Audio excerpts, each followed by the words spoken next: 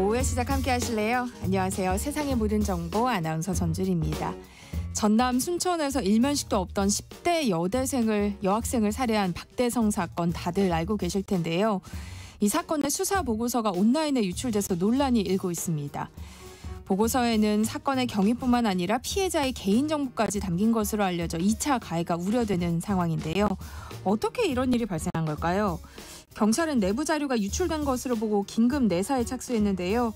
최초 유포자를 찾는 일과 함께 수사기관의 피의사실 공표 문제를 바로잡아야 한다는 지적도 나옵니다. 이 문제 어떻게 봐야 하는지 잠시 뒤 사건 노트 코너에서 자세히 살펴보겠습니다. 정부가 퇴직연금을 단계적으로 의무화하는 방안을 검토하고 있는데요. 근로자 입장에서 보면 퇴직금과 퇴직연금 가운데 뭐가 더 유리한 걸까요? 라디오 생존백서에서 해답을 알려드릴 예정이니까요. 궁금한 분들 계속해서 함께해 주세요. 저희 방송은 KBS 1라디오 유튜브 채널을 통해서도 실시간으로 시청 참여하실 수 있습니다. 많은 관심 부탁드리면서 KBS 세상의 모든 정보 지금 시작합니다.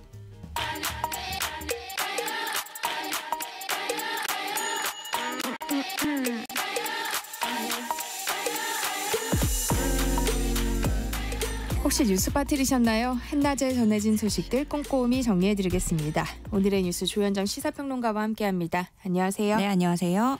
네, 국정감사 이틀째인 어제 국방위원회 국정감사에서는 막말을 넘어서 비속어까지 등장해 논란이에요. 네, 이틀 만에 더 엄청나게 과열이 된 모습인데요. 국방위 국감장은 정말 난장판이었어요. 비속어까지 나왔거든요. 김용현 국방부 장관이 병X 이런 비속어를 써서 논란이 되고 있는데 그러니까 뭐 고성 오간 건 기본이고요. 국감장에서 비속어가 나온 데다가 이게 또 장애인 비하 표현이라서 더 논란이 되고 있습니다. 이날 야당 의원들은 김용현 장관 등 군 요직자들 상대로 그 충암파 얘기를 꺼내 들었어요. 그 충암파라고 일명 불리고 있는데 그러니까 윤 대통령 출신 학교죠. 충암고 동문들 그중에서도 그 군대 내 사조직 모임 이걸 충암파라고 야당에서 일컫고 있는데 그게 과연 적절한 모임인 건지 또 감사원 감사 통해서 대통령실 이전 과정에 문제가 많았다더라라는 이런 부분들을 질의하고 있었는데요. 김용현 장관은 대부분 이제 충암파는 관행적인 모임이고 뭐 안보 사항이라 그 부분은 답변을 할 수 없다 이런 식으로 일관을 했습니다. 그런데 이 충암파에 대해서 여인형 방첩사령관이 답변하는 과정에서 이 일이 불거진 거예요. 야당 의원이 이에 관련해서 질문을 하자 여인형 사령관은 굳이 대답할 필요를 못 느낀다 이렇게 답을 했고 그러니까 민주당 김민석 의원이 오만하게 답하지 말라 지적을 합니다. 그리고 또 황희 민주당 의원도 이 태도를 문제 삼으면서 군복을 입었으면 그 정도 책임과 인격을 보여줘야 된다. 국감장에서 몇 분을 못 참고 저런 태도 보이는 건 장관의 책임 같다. 이렇게 김용현 장관을 겨냥을 했거든요. 그랬더니 김 장관이 아무리 군복 입어도 할 얘기는 해야지 군복 입었다고 할 얘기 안 하고 가만히 있는 건 더 병X다. 이렇게 여기서 이제 비속어가 나온 거예요. 그러니까 황희 의원이 또 이걸 보고 장관 태도가 그러니까 사령관도 저렇게 되는 거고 이런 태도가 역풍으로 와서 대통령이 욕을 먹는 거다 이렇게 꼬집었거든요. 급기야 이제 여당 소속인데 이 성일종 국방위원장이 여당 소속인데 격한 표현이 있었던 것 같다라는 식으로 말을 하면서 우려를 표하고 입장 표명을 권유하기도 했습니다. 이후에도 야당 의원이 이 김용현 장관이랑 사령관 겨냥해서 전두환 차지철 같아서 보기 좋다 이런 식으로 또 비꼬았어요. 그러니까 거기에 또 굴하지 않고 감사합니다. 이렇게 맞서고 팽팽한 기싸움이 이어졌습니다. 네, 교육위에서는 김건희 여사 논문 표절 의혹이 도마 위에 올랐죠. 네, 이 논문 의혹 주요 관련자인 김지용 국민대 이사장, 장윤금 전 숙대 총장, 설민신 한경국립대 교수는 모두 불참했습니다. 네, 야당은 그래서 이주호 교육부 장관을 향해서 표절 논문 검증에 직접 나서달라 요구를 했는데 특히나 야당이 지적한 건 2022년에 교육부가 학교 연구 부정에 대해서 직접 조사할 수 있도록 지침 개정안을 행정 예고했었는데 이게 윤석열 정부가 출범한 이후에 갑자기 이게 사라졌다는 거예요. 그 부분을 지적하면서 그럼 이거 의도적인 변경이 아니겠느냐 이런 부분에 의혹을 제기를 한 건데 반면에 여당 의원들은 오히려 이걸 야당에게 돌려버립니다. 논문 표절 의혹 야당 인사들도 많이 받고 있지 않느냐. 이재명 대표도 그렇지 않냐 하면서 국감장에서 영부인 논문이 계속 거론되는 건 부적절하다 반박했습니다. 보건복지위원회 국정감사에서는 의료 대란 사태를 두고 책임 공방이 벌어졌어요. 네, 이 의료계에서 굉장히 이제 벼르고 있다고 해야 될까요? 그런 인물들이죠. 조규홍 복지부 장관, 박민수 2차관이 참석을 했습니다.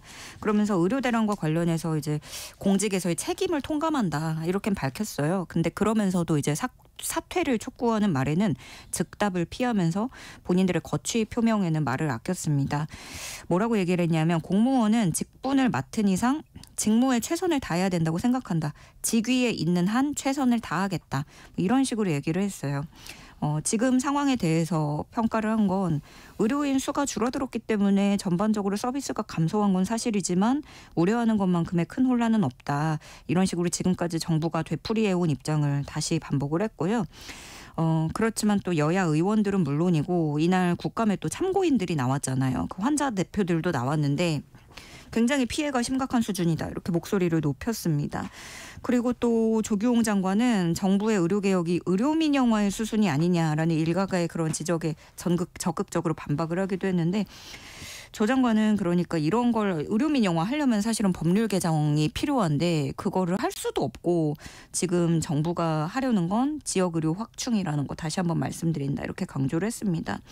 여기까지가 복지위 국감이었고 또 교육위 국감에서도 이제 의료 갈등 얘기가 나왔는데 얼마 전에 정부가 현행 6년제인 의대 교육 과정을 5년으로 줄이자 이런 방안을 얘기를 했었잖아요.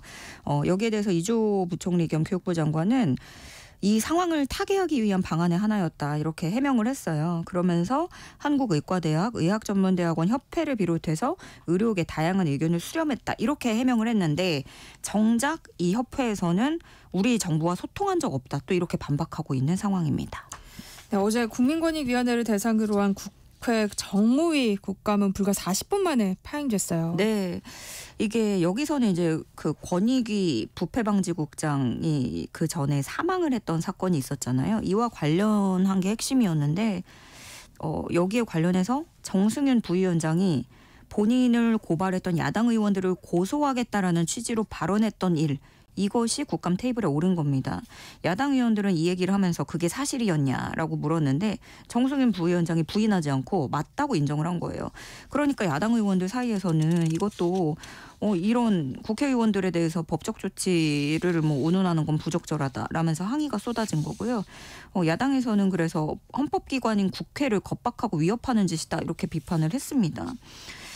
또 야당에서는 지금 이 정승윤 부위원장이 권익위에서 그 명품백 수수 사건 종결 처리하라는 취지로 고인을 압박했다라고 주장을 하면서 고발을 한 건데 이거는 사실이 아니라는 게 정승윤 부위원장 입장이다 이렇게 정리를 할 수 있겠고요. 그리고 또 여기에다가 정승윤 부위원장뿐 아니라 박종민 권익위 사무처장 겸 부위원장도 이 명품 가방 수수 의혹 이 사건에 대해서 입장을 밝혔는데 이거는 고도로 공작된 몰카 사건이고 정치 공작이다. 이런 입장을 다시금 확고히 밝혔고요. 도리어 이재명 대표가 응급헬기로 병원 옮긴 거 그 사건 두고 그 어떤 국회의원도 받을 수 없는 특혜가 아니냐 이런 식으로 또 권익위에서 비판을 했어요. 그러니까 야당은 또 권익위가 어떻게 이거는 김건희 여사 방어하기 위해서 엄호하기 위해서 존재하고 있는 것 같다 이렇게 반발하기도 했습니다. 네, 김건희 여사 공천 개입 의혹의 핵심으로 꼽히는 인사들이 잇따라서 국정감사 출석을 거부했어요. 네, 대표적으로 명태균 씨, 김영선 전 국민의힘 의원, 김대남 전 대통령실 행정관 모두가 불출석 의사를 밝혔어요. 수사가 현재 진행 중이다라는 이유를 들었고 애초에 김영선 전 의원의 회계 책임자라고 하는 처음에는 이니셜 E 씨 이렇게 나왔는데 이분이 강혜경 씨라고 밝혀졌는데 이 강혜경 씨도 원래는 국감에 출석해서 본인이 의혹을 밝히겠다라고 했었는데 결국엔 불출석을 통보했습니다.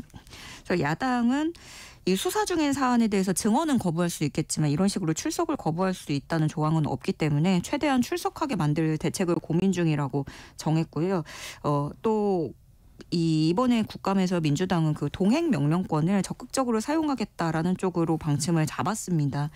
국감 첫날에도 그 인테리어 업체 그 대통령 관저 공사 따냈다는 인테리어 업체 찾아가서 동행 명령장 들고 가기도 했었는데 사실 이거는 어떤 퍼포먼스적인 측면이 더 강했죠. 이 동행 명령장 그냥 발부해서 보내면 되거든요. 근데 직접 갔다. 사실 동행 명령에 또 강제력도 없긴 한데 증인들을 이런 식으로 좀 여론전으로 압박하겠다는 것으로 보여집니다. 네, 야권에서는 명태균 씨를 고리로 윤 대통령과 김건희 여사에 대한 총공세를 벌이고 있어요. 네, 지금 야권 이라고 하기엔 또 뭐 정치권 통틀어서 많이 오르내리는 이름이라고 한다면 이 명태균 씨 이름일 것 같아요. 박찬대 민주당 원내대표는 뛰는 천공 위에 나는 명태균, 천공을 능가하는 비선실세다. 이런 말도 했고요. 또 조국혁신당 대표는 명태균 씨가 김건희 씨 통해 인사 개입을 했다면 이건 제2의 최순실이 아니겠느냐. 이런 발언들이 나왔어요.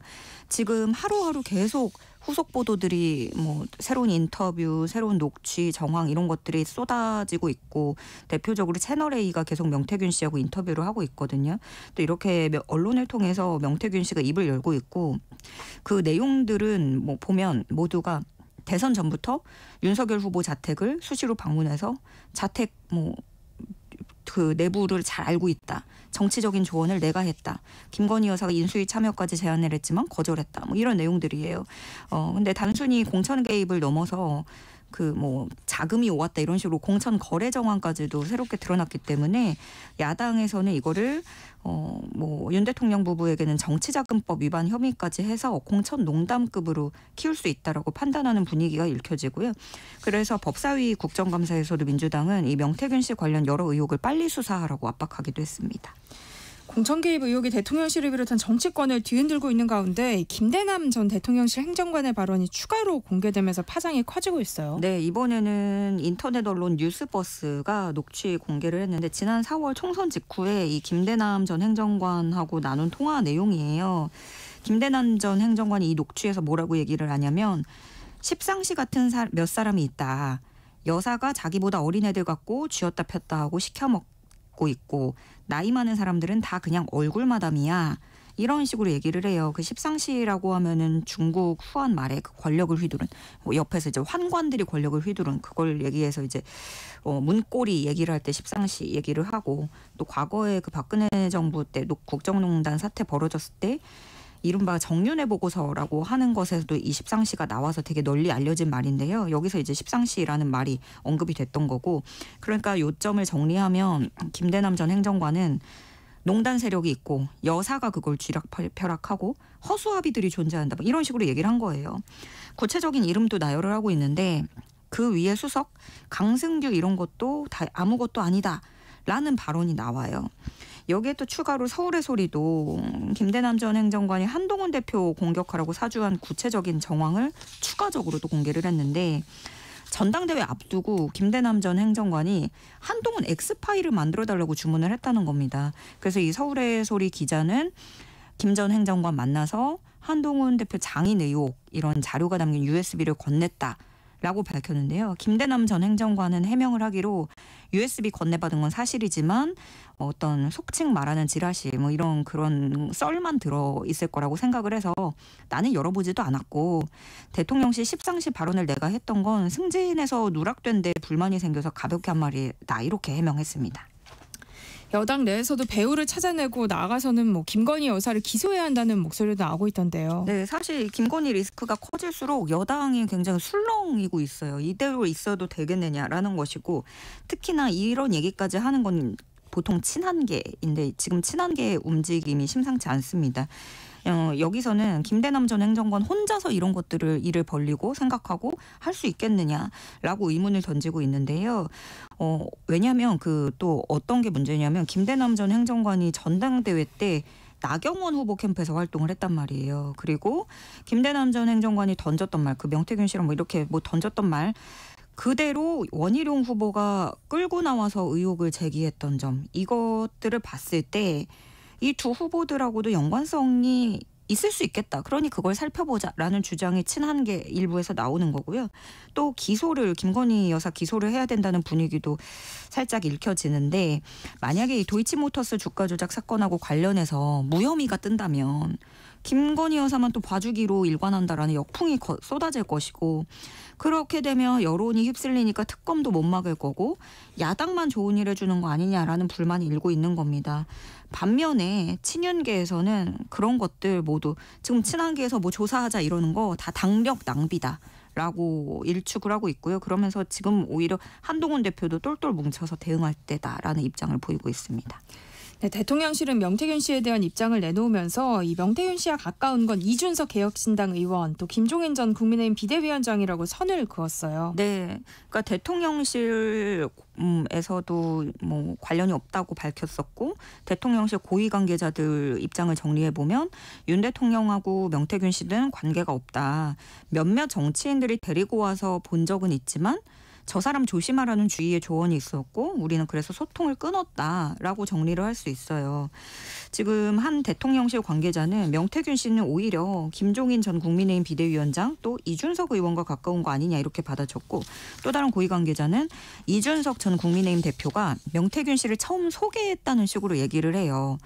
그러니까 이제 이준석 의원이 아니다 또 이제 발끈하고 나선 거예요. 이번에는 이준석 의원이 본인이 명태균 씨하고 문자 메시지 나눴던 걸 공개를 해버렸거든요. 그 문자 메시지 보면 이준석 의원이 사장님 아까 말한 대로 자리를 만들어달라라고 하고, 명태균 씨가 그러니까 내일 오전에 윤 총장님, 윤석열 대통령 얘기를 하는 거죠. 윤 총장님한테 전화 드리면 된다. 그동안 마음 상한 부분이 많으니 사과를 해야겠고 무엇을 도와드리면 될까요? 마음에 있는 생각 말씀드리면 된다. 이런 식으로 문자 메시지 대화가 이어집니다. 그러니까 이걸 좀 뉘앙스 전체적으로 흐름을 좀 보면 이준석 의원이 소개한 거라기보단 명태균 씨가 조금 더 대통령하고 더 가까운 입장에서 보여지는 흐름은 있어요. 그래서 이준석 의원이 이 부분을, 이 대목을 공개하면서 이 말 조심해라 뭐 이런 식으로 얘기를 하면서, 이준석이 명태균 사장을 소개했다고 하는데 그러면 명태균 사장이 이준석한테 대놓고 윤 총장한테 사과하라는 말을 할 수 있느냐, 소개받는 사람이 그렇게 사과하라고 얘기를 할 수 있겠느냐, 뭐 이런 거예요. 그러면서 익명 속에서 공작하려는 대통령실 관계자는 정확히 파악하고 발언하기를 바란다 이렇게 경고하기도 했고요. 또 자택에서 만난 이후에 명태균 씨와 소통을 끊었다고 이것도 확인해볼까? 이런 식으로 던지면서 추가 폭로 가능성도 언급했습니다. 네, 문재인 전 대통령의 딸 다혜 씨가 음주운전 사고를 내기 전에 7시간 동안 불법 주차했다는 사실이 추가로 드러났어요. 네, 이 또한 이 과정은 뭐 워낙에 잘 알려져 있어서 지난 4일이었죠. 이태원동 골목 이면도로에 캐스퍼차를 약 7시간 불법 주차한 게 또 새롭게 드러났는데요. 이 도로가 그 황색 점선 표시된 구역이에요. 그래서 5분간 정차까지는 가능한데 그 이상 주차는 안 되는 곳입니다. 다만 과태료를 부과받진 않았는데 이건 왜 그러냐면 당시에는 아직 그 단속 카메라가 설치돼 있지 않았던 구역이었고요. 그러면 이제 그 주기적으로 도는 현장 단속 아니면은 시민 신고가 있었어야 됐는데 그런 것도 없었기 때문에 넘어간 거죠. 그래서 사실 이것보다 주목할 건 이제 문재인 전 대통령하고 딸인 문다희 씨 소유 차량 2대에 최소 11차례 과태료가 부과돼서 여러 차례 체납된 사실이 새롭게 확인됐다는 점입니다. 그래서 문 씨가 그 다혜 씨가 상습적으로 교통법규를 위반한 거 아니냐라는 의혹이 또 불거지고 있고요. 일단 다혜 씨는 이곳에 캐스퍼를 주차한 뒤에 7시간 동안 인근 음식점 최소 3군데를 들른 것으로 파악이 됐습니다. 경찰은 문다혜 씨에 대해서 불법 주차뿐만이 아니라 신호 위반이라든가 다른 교통법규 위반 정황도 조사할 계획입니다. 네, 오늘의 뉴스 여기까지 하겠습니다. 조현정 시사평론가와 함께했습니다. 고맙습니다. 네, 고맙습니다. 네, KBS 1라디오 세상의 모든 정보 함께하고 계신 지금 시각은 12시 34분입니다. 이 시각 교통정보 알아봅니다. 한글날인 오늘 오전 교통량은 많지 않았습니다. 휴일이지만 수요일이라 장거리 나들이 차량들은 많지 않겠는데요. 그나마 수도권 중심으로 길어졌던 정체도 점심시간을 가까이 하면서 많이 풀렸습니다. 수도권 제1순환고속도로 판교에서 일산 쪽으로 송내 부근 사고는 갓길에서 처리하고 있는데요. 정체는 장수나들목부터 이어지고 있습니다. 더 가서는 김포요금소에서 김포 사이로 속도 줄여 지납니다. 평택 제천고속도로 평택 쪽으로는 청북 부근 2차로에서 고장난 차를 처리하고 있고요. 통영 대전고속도로 대전 쪽으로 파남 부근에서도 2차로와 갓길을 막고 고장난 화물차를 처리하고 있습니다. 서울시내 북부간선도로 구리 쪽으로는 하월곡 램프부터 구리 시계 사이로 더디게 지납니다. KBS 교통정보센터에서 김민희였습니다. 세상의 모든 정보는 청취자분들의 관심과 참여를 기다립니다. 방송 들으시면서 궁금한 점이 있거나 의견 공유하고 싶은 분들 계시면 문자 보내주세요. 추첨을 통해 모바일 쿠폰 보내드리겠습니다. 참여하실 번호는 샵 9730이고요. 짧은 문자 50원, 긴 문자 100원의 이용료가 부과됩니다. 콩 게시판을 통해서는 무료로 참여하실 수 있고요. KBS 1라디오 유튜브 채널을 통해서도 실시간으로 시청 참여하실 수 있습니다. 꼭 알아야 할 정보를 알기 쉽게 전달해드리는 세상의 모든 지식. 우리 사회를 들끓게 한 사건을 살펴보는 사건 노트 시간이죠. 배상훈 프로파일러와 함께하겠습니다. 어서 오세요. 안녕하세요. 네, 순천에서 일면식도 없는 10대 학생을 살해한 박대성 사건의 수사 보고서가 온라인에 유출되면서 논란이에요. 수사 보고서면 어떤 내용들이 담겨 있는 거예요? 이제 크게 나눠 보면은 내부에서 공유하는 것과 네. 그것을 상부에 보고하는 두 가지 크게 볼 수가 있는데요. 네. 지금 이것은 피의자 검거 보고서라고 합니다. 후자일 가능성이 높고요. 지금 나오는 것도 그거고요. 이게 아마 그 종이로 인쇄된 것을 찍어서 아마 맘카페에 올린 거라고 보고요. 내용은 사실 크게 별거 없습니다. 다만 문제가 되는 것은 피해자, 가해자, 그리고 피해자 사망, 그리고 일시, 그리고 내용에 대한 얘기, 뭐 이런 얘기가 좀 있고 아주 간략합니다. 문제가 되는 건 이제 피해자의 인적사항, 이름과 뭐 나이와 그 상황이 나왔기 때문에 피해자에 대한 2차 가해가 문제가 될 수 있는 상황이고, 요것은 아마 이 발생부터 한 7시간 이후입니다. 왜냐하면 그 피해자가 돌아가신 게 6시 이후니까 그 오전 중에 아마 보고용이 아마 누군가에 의해서 찍혀져서 맘카페에 올려졌을 가능성이 높습니다. 그러니까 상부 경찰 내부에서 상부에 보고하는 보고서로 보인다는 말씀이신 거잖아요. 그러니까 순천 경찰서에서 전남 경찰청으로. 예. 네. 근데 이 보고서를 열람할 수 있는 건 경찰뿐 아니에요? 당연하죠. 그러니까 내부 결제 라인에서 그거 보는 건 당연한 거고. 아니 근데 피해자 신상까지 담겨져 있는데 네. 이 보고서가 어쩌다가 유출이 된 건가요? 그러니까 그것을 볼 수 있는 누군가가 내부자가 찍어서 올린 거겠죠. 그러면 누군가는 확실한 거네요. 경찰이라는 사실. 그 중에 하나겠죠. 그러니까 내부 감찰이 되고 있는 거고. 네. 물론 이것은 조금 이제 그 논란이 되는 것은 이게 공익적으로 올렸느냐 아니면 사적인 이익을 올렸느냐, 이건 좀 다른 부분이 있습니다. 왜냐하면 우리가 피의사실 공표죄라든가 이런 부분들은 조금 사문화된 경향이 없지 않아 있습니다. 그리고 이게 공적으로 자기가 생각했을 때 좀 의미가 있다라고 해서 올렸을 수도 있습니다. 근데 그건 이제 뭐 재판 과정에서 그런 거고, 네. 어쨌든 부적절하죠. 예. 그러니까 보고서를 유출한 경찰을 찾아내게 될 텐데 그러면 어떤 혐의를 적용할 수 있는 거예요? 지금선 공무상 비밀 누설이 되겠죠. 왜냐하면 이건 다 공문서 상에서 있는 비밀이 네. 노출된 거기 때문에 그렇습니다. 그런데 또 제대로 된 처벌이 이루어질 수 있을지가 저는 좀 약간 예. 의문이 드는 게, 최근 10년간 발생한 피의사실 공표 사건만 봐도 이 혐의로 기소된 경찰 공무원이 단 한 명도 없었다면서요? 예. 그러니까 뭐 이제 행정안전위원회 국회 간사이신 윤건영 민주당 의원실에서 이거에 대한 집계를 발표하셨는데 2015년부터 2024년까지 피의사실 공표 사건이 한 50건 된다고 합니다. 네. 근데 여기서 이제 송치 인원이 한 명도 없는 거죠. 다 불송치죠. 그러니까 실제로는 아무도 이제 처벌받은 바가 없다고 볼 수 있는 건데, 물론 이제 법상으로는 3년 이하의 징역과 5년 이하의 자격정지로 사실 중대한 범죄인데, 네. 문제는 이제 이렇게 되는 거죠. 그 뭐 검사나 아니면 경찰서장이 언론에 조금씩 이제 뭔가 좀 이 공익적인 목적으로 이제 좀 일종의 보도 자료를 소스를 제공하는 것, 이것과 이것은 약간 상충되는 부분이 있죠.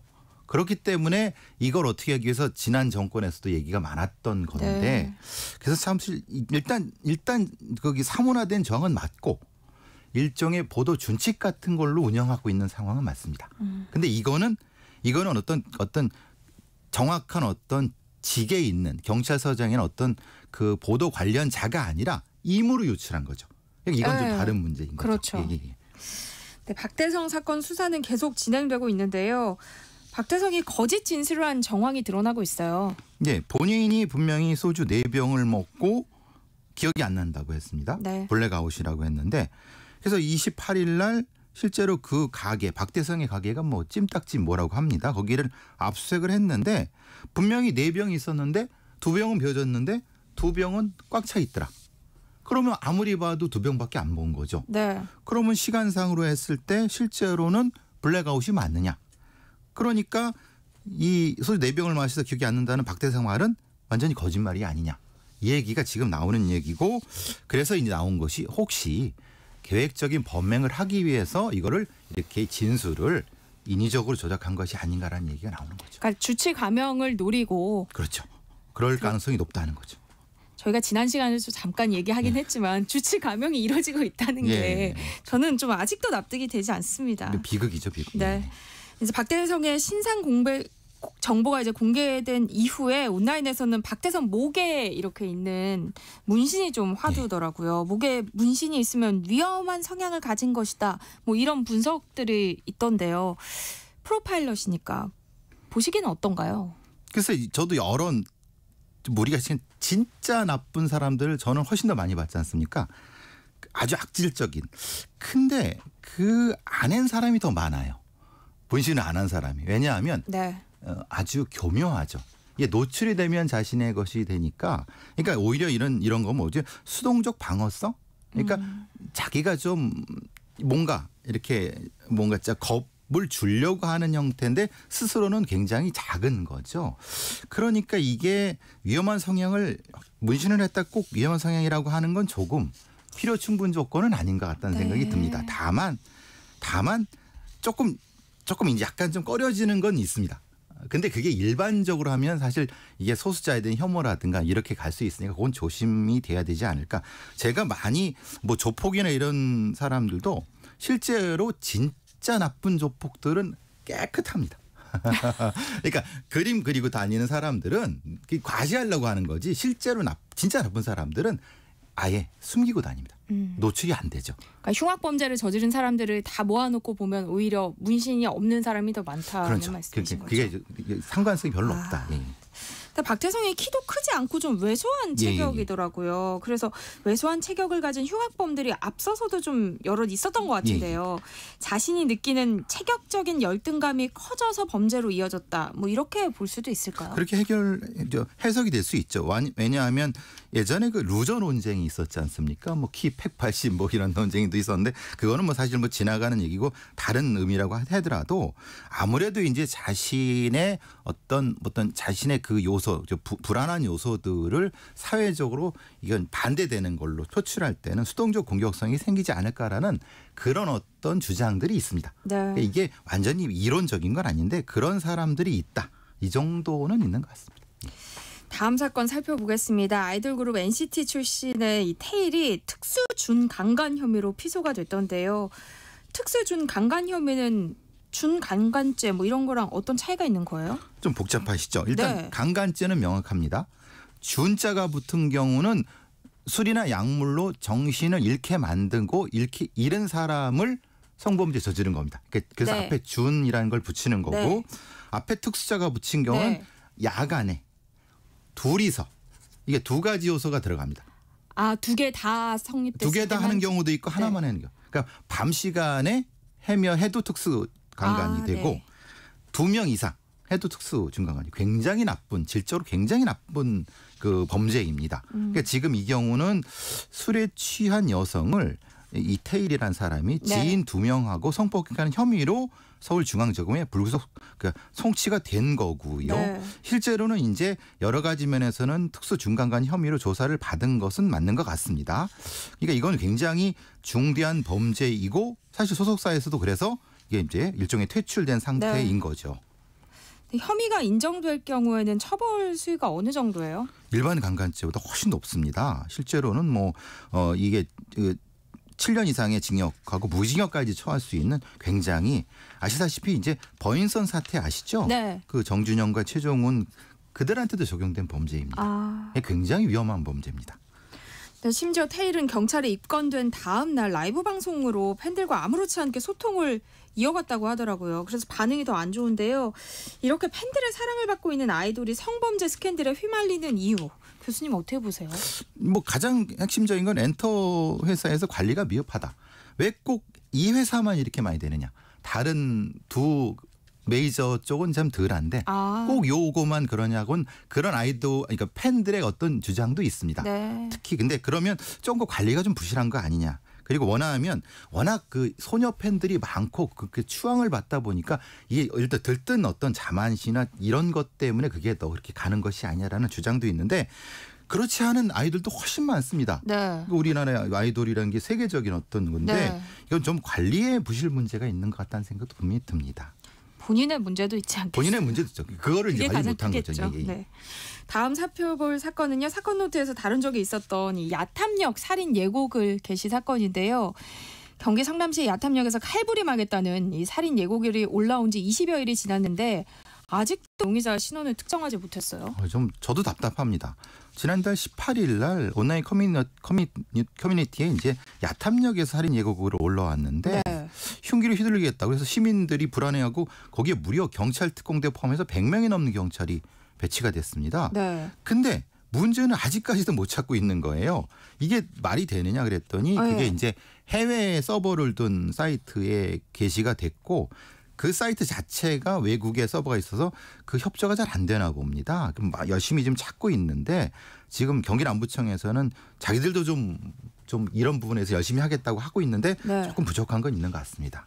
근데 해외에 서버를 두고 있고 익명으로 운영되는 사이트라서 지금 찾고 있는데 시간이 걸린다는 얘기잖아요. 예. 근데 이런 사이트들이 한두 개가 아니니까 이렇게 용의자를 특정하지 못하고 있는 게 이 사건만은 아닐 것 같은데요. 그렇죠. 그래서 이게 이제 지난 1년간 경기 남부 지역에서만 이런 사건이 146건이 발생했는데 검거율이 60% 정도밖에 안 됩니다. 나머지 40%는 못 잡았다는 거잖아요. 그러니까 미제 사건인 거죠.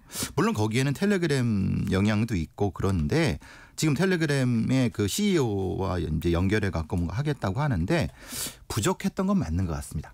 왜냐하면 분명한 것은 텔레그램을 포함해서 해외 서버에 있는 게 협조를 안 했던 건 맞고 그거에 대한 일종의 우리 경찰의 수사진이 좀 부족했던 건 맞아 갖고 그거에 대한 각성이 있어서 새로운 신임 경찰청장도 열심히 하겠다고 지금 하니까 조금만 기다려보는 게 어떤가 싶습니다. 네. 경찰이 서울 은평구 일본도 살해 사건을 계기로 이 소지 허가 도검 전수조사를 진행했다면서요. 근데 약 19%가 소지 허가가 취소됐어요?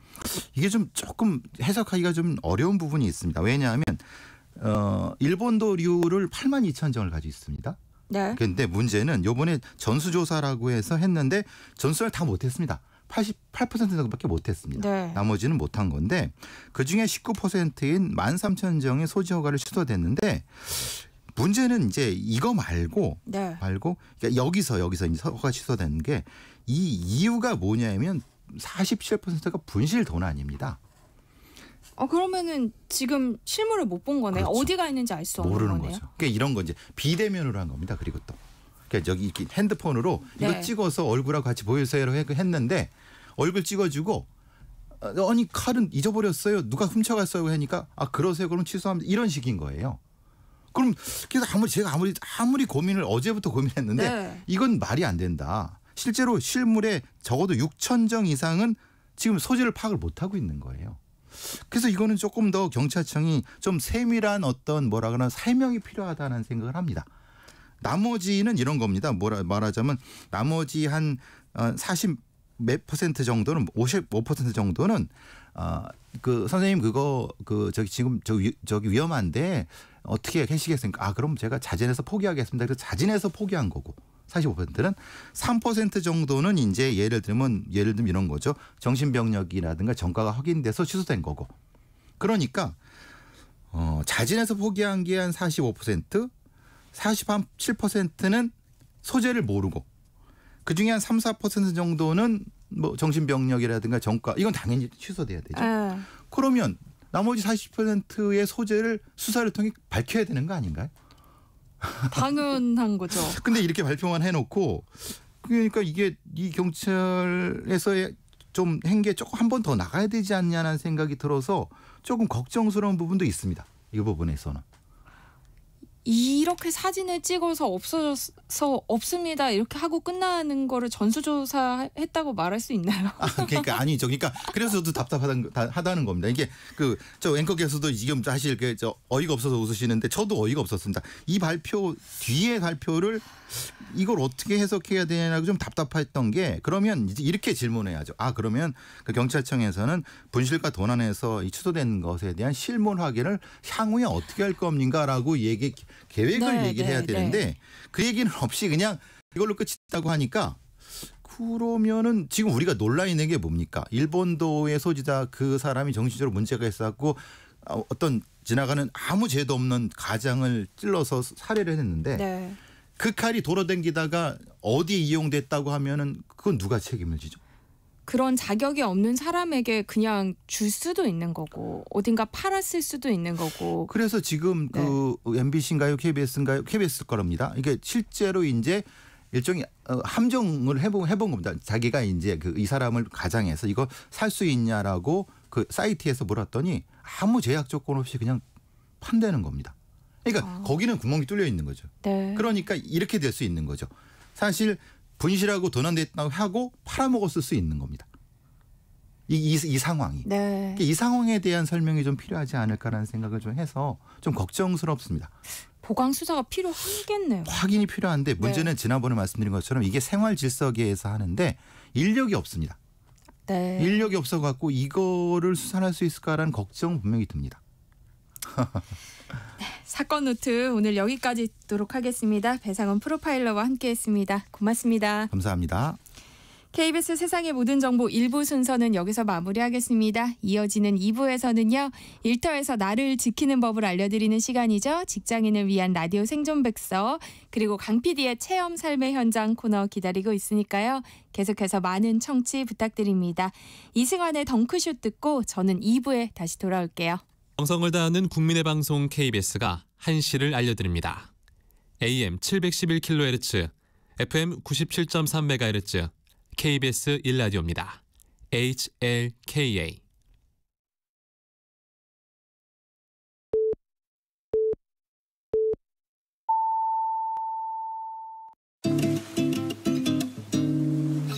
나른한 오후를 책임질 영양 만점 지식 비타민. 세상의 모든 정보.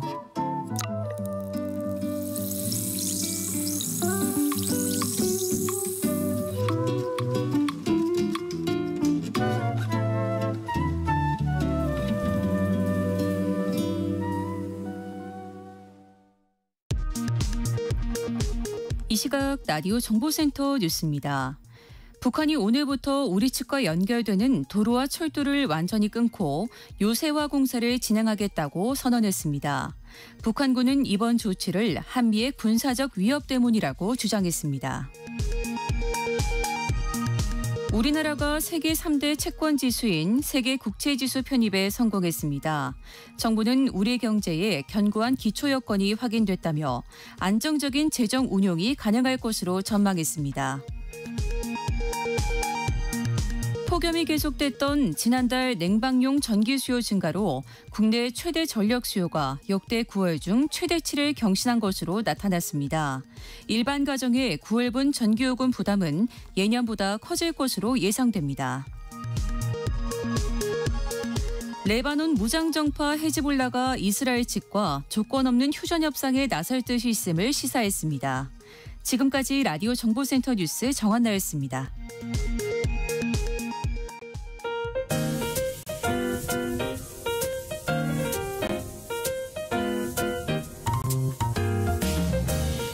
정신없이 바쁜 하루, 지금 우리 주변에서 벌어지고 있는 사건, 사고 소식들 한숨 돌리며 살펴보시죠. 하프타임 뉴스 임선우 뉴스캐스터와 함께합니다. 어서 오세요. 안녕하세요. 네, 오늘은 제 578돌 한글날이에요. 그런데 요즘 길거리만 나가봐도 뭐 한글보다 외국어 간판이 대다수인 것 같아요. 네, 말씀하신 것처럼 서울 시내를 잠깐 동안만 돌아봐도 외국어로만 적혀 있어 도대체 여기가 뭘 파는 가게인가 싶은 곳들 심심찮게 찾아볼 수 있는데요. 실제로 서울 시내 간판 5개 중 1개가 외국어로만 적혀 있다고 합니다. 지난해 서울시가 조사한 간판 7,700여 개 가운데 21.1%인 1,600여 개가 외국어로만 적혀 있는 것으로 나타났는데요. 한글과 외국어를 함께 적은 간판은 1,400여 개뿐이었습니다. 외국어를 자주 접한 젊은 세대는 괜찮겠지만 나이가 많은 어르신이나 외국어를 잘 모르는 사람들은 무엇을 파는 가게인지조차 몰라 막막함을 느끼는 경우가 많다고 하는데요. 네. 최근에는 영어뿐만 아니라 프랑스어나 일본어, 중국어 간판도 크게 늘었고요. 식당 중엔 아예 메뉴판을 외국어로만 표기한 곳들도 있습니다. 외국어 간판을 규제하는 법이 있긴 하지만 사실상 유명무실합니다. 건물 4층 이상 높이에 설치됐거나 간판 면적이 5제곱미터보다 넓을 경우에만 적용되기 때문에 대부분 중소형 상점에는 해당되지 않는데요. 네. 규제 범위가 너무 작다 보니까 법이 있으나마나 한 셈이죠. 지자체도 그 많은 가게 간판을 일일이 다 단속하기는 어려운 실정이라며 어려움을 토로했고요. 외국어 간판을 내건 상인 대부분 역시 문제가 되는지 몰랐다. 외국인 고객이 많다 보니 영문 간판을 택했는데 관련 법이 있는지 몰랐다 말합니다. 간판이라는 게 내 가게 홍보 목적도 있겠지만 그 거리의 전체적인 느낌, 또 거리에 대한 정보를 표현하는 공적 의미도 갖기 때문에 조금만 더 신경 써서 한글을 함께 써보면 좋지 않을까 싶은 생각입니다. 네, 그런데 기특한 초등학생들이 있어요. 10살을 간 넘긴 아이들이 한글 간판이 늘려달라면서 입법 청원 편지를 보냈다고요. 네, 평소 외국어 간판 때문에 불편을 겪었던 학생 150여 명이 한글 간판을 늘려달라 손편지를 써서 이 지역의 한 국회의원에게 보냈다고 하는데요. 최근엔 법안 발의에도 동참했다고 합니다. 광주 각화초등학교에 다니고 있는 추진우 학생은 할머니 생신 때 갔던 식당을 다시 가려고 하는데 간판이 영어로만 돼 있어 다시 찾기 힘들었다 이유를 설명했고요. 같은 학교에 다니는 박곤희 학생은 우리나라를 관광하러 온 외국인에게 아름다운 우리말의 우수성도 더 펼칠 수 있을 것이라며 당차게 목소리를 냈습니다. 그런가 하면 울산의 한 중학교에서는 학생들이 신조어를 우리말로 바꾸기도 했는데 정말 기발합니다. 지나치게 많은 정보라는 뜻의 TMI는 버릴 말로 떡상을 깜짝 오름, 득템을 얻은 물건으로 바꾸자는 등의 다양한 의견들이 쏟아졌는데요. 하나하나 어감도 좋고 의미도 바로바로 전달되고 참 좋은데 우리 어린 학생들의 노력이 참 기특하고 고맙네요. 네. 그런가 하면 요즘에는 한국어를 배우고 싶어하는 외국인도 많아졌다고요. 네, 한국어 열풍이 어느 정도냐면요. 대기자가 넘쳐나서 길면 1년씩이나 수강대기 하는 게 예산일이 됐습니다. 질 높은 한국어 교육 과정을 갖춰 인기가 높은 세종학당은 넘치는 수요를 감당하지 못하고 있을 정도라고 하는데요. 네. 전 세계 248곳이 운영되고 있는데 지난 2월 기준 세종학당에 입학하기 위해 대기하는 외국인은 16,000명에 육박해 지난해에 비해서 2배 넘게 늘었다고 하네요. 서울에서 대학을 다니고 있는 프리아 볼라르 씨는 하마터면 한국행 꿈을 접을 뻔했다고도 하는데요.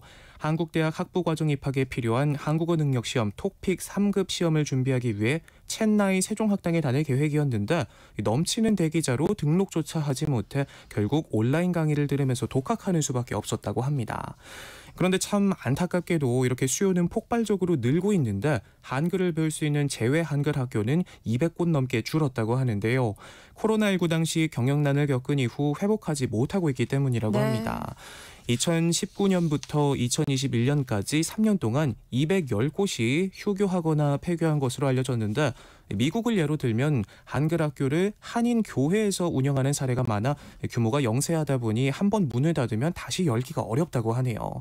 이 때문에 전문가들은 한국어 열풍을 활용해 해외 한글 학교를 대대적으로 확대 재편해야 한다 입을 모으고 있습니다. 현재 해외 세종학당에 한국인 교원을 파견하는 형태다 보니까 인력 수급이 어려운 상황이라고 하는데요. 현지에 정착해 한국어를 가르칠 외국인 한국어 교사를 양성하는 등 안정적인 교사 확보 방안을 마련하기 위해 정부가 직간접적으로 지원하는 교육기관을 획기적으로 늘려야 할 시점이라고 조언하기도 했습니다. 네. 한글날을 맞아서 훈민정음 해례본 상주본 행방에 대해서 다시 이목이 쏠리고 있는데요. 올해도 세상에 나올 가능성은 희박해 보인다고요. 네, 벌써 10년 넘게 문화재 인질극이 반복되고 있는데요. 상주본은 지난 2008년 고서적 판매상인 배익기 씨가 집을 수리하다 발견했다며 처음으로 공개했죠. 상주본의 가치가 1조 원 이상이라며 국가에 반환하는 대신 1,000억 원을 보상받아야 한다 주장해 왔는데요. 2017년 문화재청의 강제 집행을 막아달라며 국가 상대로 소송을 냈지만 2019년 대법원은 훈민정음 상주본의 법적 소유권은 국가에 있다고 최종 판결했고 검찰과 국가유산청이 여러 차례 배 씨 주변을 압수수색했지만 상주본의 행방은 지금까지도 오리무중입니다. 네. 최근까지도 배 씨 집의 벽장, 이웃에 보관 중이던 배 씨의 개인 금고, 텃밭과 인근 야산까지 샅샅이 훑어봤지만 흔적조차 찾지 못했다고 합니다. 이 같은 방법으로는 상주본 회수 가능성이 불투명해지자 국가유산청은 배 씨에 대해 초강수 법적 조치를 검토하고 있는 것으로도 전해졌는데요. 국가유산청 관계자는 상주본이 국가 소유인 만큼 배 씨가 계속 반납하지 않을 경우 사법기관과 협의해 강력한 법적 대응을 검토하고 있다고 말했습니다. 배 씨는 지금이라도 1,000억 원을 주면 즉각 내놓겠다며 기존 입장을 되풀이하고만 있는데요.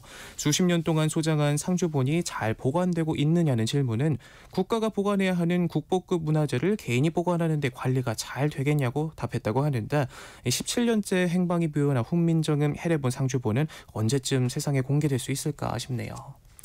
다음 소식 살펴보겠습니다. 네팔에서 임무를 수행하던 국정원 요원 2명이 순직하는 일이 있었어요. 네, 지난달 네팔은 22년 만에 내린 기록적인 폭우로 곳곳에서 산사태가 발생했는데 이 산사태로 네팔에서 임무를 수행하던 육군 특수전사령부 707 특수임무단 부사관 출신 국정원 요원 2명이 순직했습니다.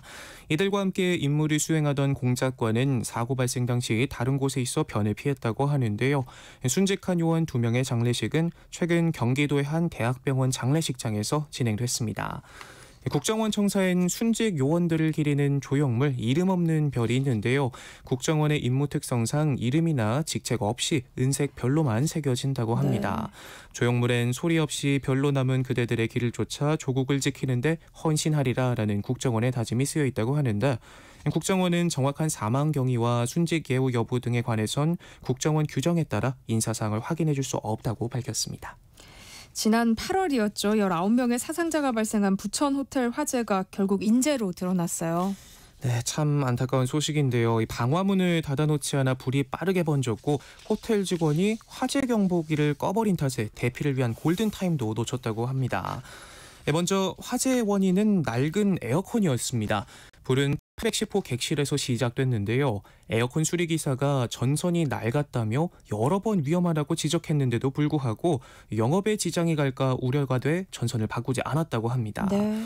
대신 기존 전선에 새 전선을 연결하면서 안전장치도 없이 절연 테이프로만 둘러쌌다고 하네요. 이렇게 시작된 불은 열린 문을 타고 빠르게 번졌는데요. 객실문 자체는 방화 성능이 좋은 갑종 방화문이었지만 열려있는 탓에 불길을 막지 못했다고 하고요. 설계도상에는 열린 문을 저절로 닫는 도어 클로저가 표시되어 있는데 실제로는 설치도 되지 않았다고 합니다. 여기에 불이 난 층 비상구 방화문까지 열려 있었다고 하는데요. 청소를 하거나 할 때 드나들기 쉽게 생수로 받침대를 해놨는데 결국 희생자 6명이 묵고 있던 층은 화재가 발생한 지 1분 만에 대피가 불가능한 상황이 됐고 불길이 비상구를 지나 계단을 타고 번지면서 위층에서도 사망자가 나오게 된 겁니다. 또 화재 발생 직후 경보기가 작동했지만 호텔 직원이 8초 만에 바로 끈 사실도 확인이 됐습니다. 직원은 불이 난 걸 확인한 후 다시 경보기를 틀었지만 이미 2분여가 지나 대피할 골든타임은 지나간 상태였다고 하네요.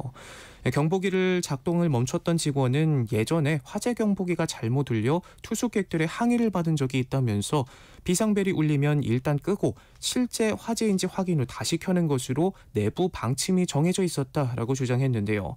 이뿐만이 아닙니다. 들여다볼수록 허점투성인데요. 모든 객실에 있어야 하는 간이 관광기도 63개 객실 가운데 절반가량인 31개 객실에는 없었고 9개 객실의 완광기 로프 길이는 각 층 높이에 미치지 못하는 등 피난기구 관리도 소홀했던 것으로 파악됐고요. 또 호텔 운영자이자 소방안전관리자인 인물은 관련 교육도 받지 않았고 소방계획서 역시 부실하게 작성한 것으로 조사됐습니다. 이 경찰은 호텔 소유주와 운영자, 관리인 등 4명에 대해 업무상 과실치사상 등의 혐의로 구속영장을 신청했고요. 다만 소방이 설치한 안전매트가 뒤집어져 2명이 사망한 것과 관련해선 상황이 워낙 급박했고 바닥이 기울어 에어매트를 제대로 설치하기 어려웠다며 소방의 책임을 물을 수 없다고 판단했습니다. 참 이렇게 하나씩 들여다보니까 각자의 책임만 다했더라면 일어나지 않았을 인재 사고라는 점에서 안타까움이 더 큰 것 같습니다. 네. 다음 뉴스 살펴볼게요. 요즘 유튜브를 비롯해서 넷플릭스, 티빙 등 각종 유료 서비스 구독하시는 분들 많으실 텐데요. 그런데 가입은 쉽지만 중도 해지나 환불을 받는 건 쉽지 않은 것으로 나타났어요. 네, 주요 온라인 동영상 서비스 OTT 업체들이 한국 소비자들에게만 할인 요금제를 적용하지 않거나 서비스 해지를 어렵게 만드는 등 차별적 대우를 하고 있는 것으로 나타났습니다. 소비자들에게 즉시 중도 해지, 자녀 이용료 환불이 가능하다는 사실을 제대로 알리지 않았는데요. 온라인으로 해지 신청을 하면 다음 결제일까지 서비스를 유지했다가 환불 없이 계약을 종료해 온 겁니다. 자녀 이용료 환급을 받기 위해선 별도로 전화나 채팅 상담을 거쳐야 하는데 관련 안내조차 없었고요. 특히 넷플릭스의 경우에는 약관상 결제일로부터 7일이 지나면 중도 해지와 대금 환불을 해주지 않는 것으로 드러나기도 했습니다. 심지어 중복 결제가 됐지만 환불이 안 되는 곳도 있었고요. 요금제 차별 대우 문제도 제기가 됐습니다. 유튜브는 해외에선 이 학생 멤버십 등 할인 요금제를 운영하면서도 국내에선 단일 요금제만 운영하는 배짱 영업을 하고 있는데요. 소비자원은 국내에도 할인 요금제를 도입해 소비자 선택권을 확대해야 한다고 지적하면서 이밖에 중도 해지를 보장하는 동시에 안내를 강화하고 과오납금 환불 보장 등을 권고했습니다. 네, 해외 소식도 살펴볼까요? 100년 만에 가장 강력할 것으로 예상되는 허리케인 밀턴이 미국 플로리다로 향하고 있어서 비상에 걸렸다고요. 네, 현재 5등급으로 제격상한 상태로 플로리다를 향하고 있는데요. 앞서 허리케인 헐린이 휩쓸고 간 플로리다는 복구 작업도 시작하지 못한 채 초강력 허리케인 밀턴을 다시 또 맞닥뜨리게 될 위기에 처했습니다. 허리케인 밀턴은 현지 시각 8일 저녁 8시쯤 상륙해 12시간 동안 플로리다 반도를 관통할 걸로 보이는데요.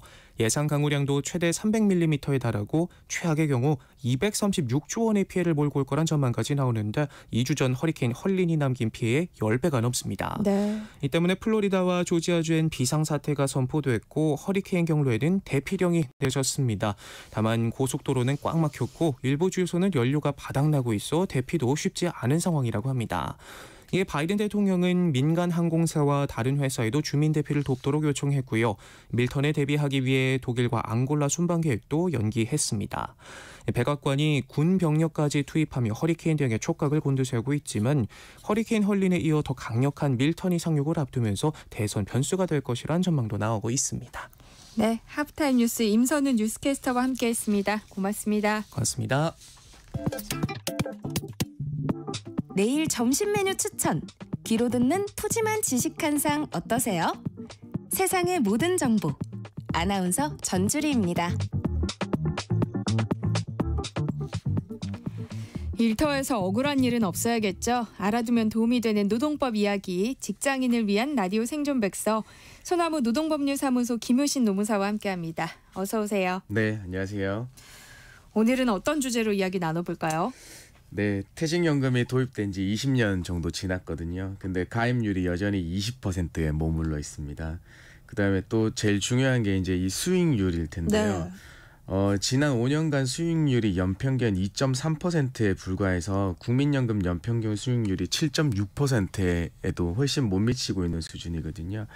그래서 이런 이유 때문에 정부에서는 내년부터 근로자 100인 이상 사업장에서 퇴직연금 의무화를 추진하겠다고 했습니다. 그다음에 지난달 12일에는 우리 노동부 장관께서도 국회 대정부 질의에서 퇴직금 제도를 퇴직연금으로 변경하면 임금 체불액이 최소한 반으로 줄어들 수도 있다고 말씀하셨거든요. 그래서 오늘은 이 퇴직연금과 관련한 이야기를 조금 드려볼까 합니다. 최근 우리 사회를 뒤흔든 TMF 사태에서도 퇴직연금 미지급 사태가 문제로 지적됐잖아요. 네, 맞습니다. 지금 팀원하고 위메프가 기업 회생 절차를 밟고 있지만 피해는 좀처럼 수습되지 않고 있는데요.